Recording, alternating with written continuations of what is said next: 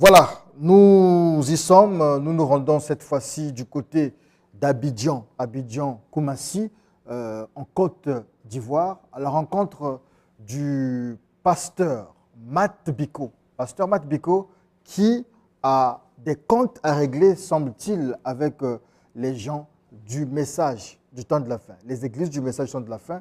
Ils pensent que, voilà, ils n'ont peut-être pas compris ou qu'ils ne passent pas mieux le message de William Marion Branham.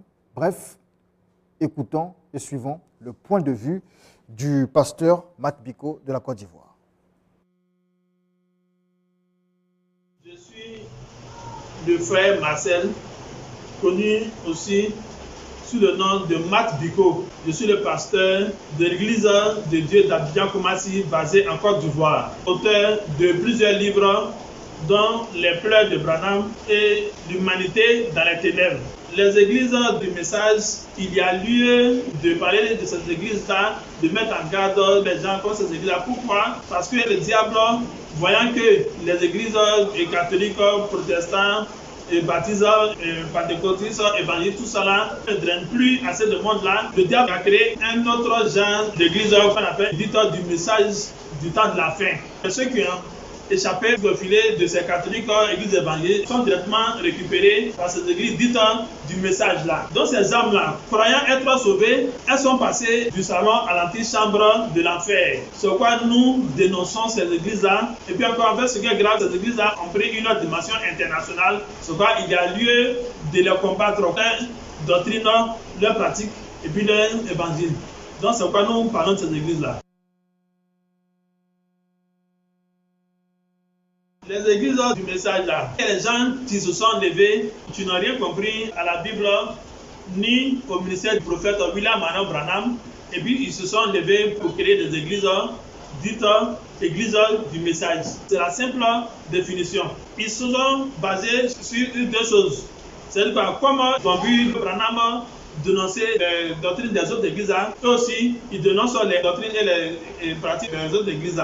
Comme ils ont entendu Malachie 4, Zacharie chapitre 14, 7 et autres là, eux aussi croient ça. Sans chercher à vérifier dans la Bible, vous voyez, ils ont une autre façon d'interprétation de ces trois prophéties-là, attribuant ces prophéties-là forcément au prophète William Marion Branham. Pourtant, ça n'est pas ni des nations, ni de William Branham. Chacun a pris sa part. Finalement, on se retrouve pour un seul prophète et un seul ministère avec une panoplie d'églises du message aux doctrines en fait contradictoires, d'abord divisées en deux grands groupes, les légalistes et puis les gracistes. Après, il y a les subdivisions, il y a les franquistes, les philippiens, amachiens, les autonomistes, les branhamistes, etc. En fait, ces mêmes églises aux doctrines contradictoires là se réclament du même ministère du vrai prophète William Marion Branham. Mais on se pose une question.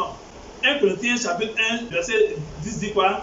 Que ceux qui sont dans la vérité parlent d'une même langue. Parce que c'est le même évangile, c'est le même sang qui coule dans la verset chapitre 1. Et puis le verset 13 de 1 Corinthiens chapitre 1 dit: Christ est-il divisé? Dans la Bible, il n'y a pas une question de doctrine, mais si ils ont compris de différentes manières, en même temps, ils disent qu'ils sont ensemble. Le personnel là, ils disent non, prenons les franquistes, on ne croit pas aux tonoristes. On est tonoristes, on ne croit pas aux Philippiens. Adeptes de Kakou Philippe. On est Philippiens, on ne croit pas aux Amachiens. Ça fait de la cacophonie. Est-ce que Branham là, il n'a pas vraiment prêché dans le désert? Point d'interrogation. Je mets au défi quiconque de ces pasteurs là de me démontrer Malachie 4 là, que c'est Branham, Zacharie chapitre 14 que c'est Branham, et puis Apocalypse chapitre 10, verset 7 que c'est Branham. Ce sont les églises dites du message qui sont sorties de ces églises catholiques, évangélistes, etc. Mais qui ont gardé la même conception du salut. Pour ces églises-là, on perd le salut. Aujourd'hui, tu t'es bien comporté, tu as le Saint-Esprit. Demain aussi, en fait, tu n'as pas le Saint-Esprit. Pourtant, Jean chapitre 1, verset 12 à 13, Éphésiens chapitre 1, verset 13 à 14 sont clairs. Le salut, tu as aussi le Saint-Esprit là, sont des acquis de départ et puis c'est définitif. On ne perd pas le salut et puis on ne perd pas aussi le Saint-Esprit. En fait, c'est là qu'ils font erreur.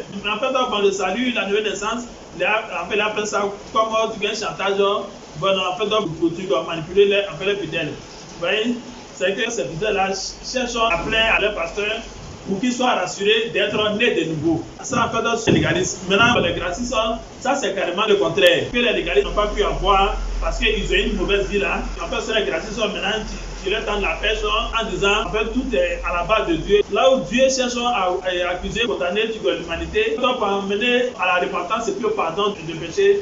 Selon Luc chapitre 24, verset 45 à 47 ans, les gracistes font le contraire, ils accusent Dieu des malheurs en fait des hommes. Ils vont se repentir comment?